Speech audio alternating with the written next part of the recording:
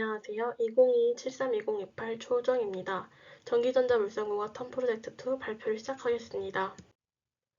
치킨게임이란 다양한 분야에서 이해 당사자가 모두 최악의 상황에 직면할 가능성을 초래하는 극단적인 경쟁을 가리키는 용어로 시장 선도 위치를 유지, 확보하기 위함입니다. 반도체 치킨게임은 총 3차가 있는데요. 1차 치킨게임은 1984년 일본이 주도했습니다. 이들은 순식간에 D램 시장을 장악했고 그 당시 1위였던 인텔은 시작 주도권을 뺏기게 되었습니다. 2차 치킨게임은 2007년에 대만 기업들이 D램 생산량을 늘리고 가격을 인하해 시장 점유율을 확대하려고 했지만 글로벌 금융위기가 터지면서 D램 수요가 급감했고 대만 기업들이 감산에 들어갈 때 한국 기업은 버티기를 하며 결국 한국 기업이 이기며 2차 치킨게임이 끝났습니다. 3차 치킨게임은 2010년도에 발발합니다. 스마트폰의 보급으로 반도체 수요가 급증했을 때 전 세계 반도체 기업들은 대규모 설비스 투자에 나섰고 결국 다시 공급 과잉으로 이어졌습니다. 이때 삼성, 하이닉스, 마이크론 이 세 기업만 살아남게 되었습니다. 그리고 이 체제는 지금까지 이어지고 있습니다. 다음은 슈퍼사이클로 이는 장기적인 가격 상승 추세를 의미합니다.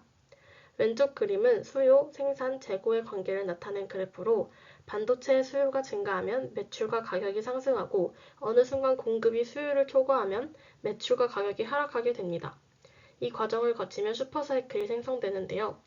오른쪽 그림은 메모리 반도체의 사이클로 1차는 PC 및 노트북, 2차는 스마트폰, 3차는 인터넷 사업으로 인하여 발생한 것을 알 수 있습니다. 저는 이 그림을 통해 향후 발생할 슈퍼사이클을 예측해 보았습니다. 4차 산업혁명이 점점 발전함에 따라 새로운 반도체 시장이 형성되고 있는데요. 저는 그 중에서도 AI, 즉 인공지능에 주목했습니다. 그래프를 보면 현재 AI 반도체 시장은 점점 규모가 커지고 있습니다.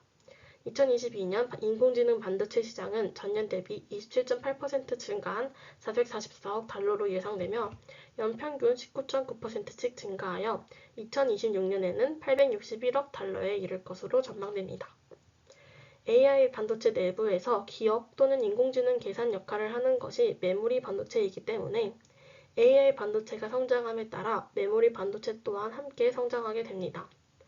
따라서 향후 슈퍼사이클은 인공지능 시장이 본격적으로 커질 때 메모리 반도체의 수요와 공급이 증가하며 슈퍼사이클이 상승하게 될 것입니다. 다음은 플래너펫에 대하여 설명드리겠습니다. 플래너펫은 게이트와 채널이 하나의 면으로 맞닿아 있는 평면 구조입니다. 트랜지스터의 크기를 줄이다 보면 소스와 드레인 간 거리가 가까워져 게이트가 제 역할을 하지 못하고 누설 전류가 생기는 쇼트 채널 이펙트가 발생하는 한계가 있습니다. 그래서 그림과 같이 더블 게이트의 변화에도 채널과 게이트 간의 면적 극대화가 필요해졌습니다. 그래서 핀펫이 등장하게 되었습니다. 핀펫은 채널에 3개의 게이트가 구성됩니다. 때문에 게이트의 컨트롤 능력이 높아지게 되었습니다. 또한 문턱 전압 이하의 누설 전류를 효과적으로 줄이면서 이전보다 미세하면서 저전력 구현이 가능해졌습니다. 또한 핀의 높이를 높여 게이트가 동일한 평면 숫자보다 유효 부피가 큰 채널을 형성하게 되었습니다. 즉, 단위 면적당 구동 전류가 증가하게 된 것입니다. 핀펫 트랜지스터의 특징은 방향 채널이 게이트 단자들에 의해 둘러싸인 약간의 수직 실리콘 핀들로 구성된다는 것인데요. 이는 채널의 우수한 제어와 더 나은 정전기 특성을 유발하여 결과적으로 오프 상태의 전류를 감소시킵니다. 그림은 핀펫 구조의 3D 뷰인데요. SI 본체가 물고기 지느러미와 유사하기 때문에 핀펫이라고 부른다고 합니다. 하지만 미세화가 될수록 채널의 폭은 좁아지고 핀이 점점 높아지게 되어 더 고도의 기술을 요구하게 되는 한계가 있다고 합니다. 다음은 GAA입니다. GAA는 반도체 미세화 한계 극복을 위해 도입한 기술로 3나노미터 이하 초미세 회로에 도입될 트랜지스터 구조입니다. 트랜지스터는 게이트에 전압이 가해지면 채널을 통해 전류를 흘리는데 게이트와 채널이 사면에서 맞닿는 방식을 GAA라고 합니다. 즉, GAA는 더욱 효율적으로 전류를 컨트롤할 수 있고 전류 흐름을 핀펫 공정보다도 더욱 세밀하게 제어할 수 있어 핀펫 트랜지스터의 한계를 극복했다고 할 수 있습니다. 또한 GAA는 수직으로 쌓는 구조이기에 채널 수가 늘어나도 개별 펫 구조가 차지하는 하단부의 면적은 늘어나지 않습니다.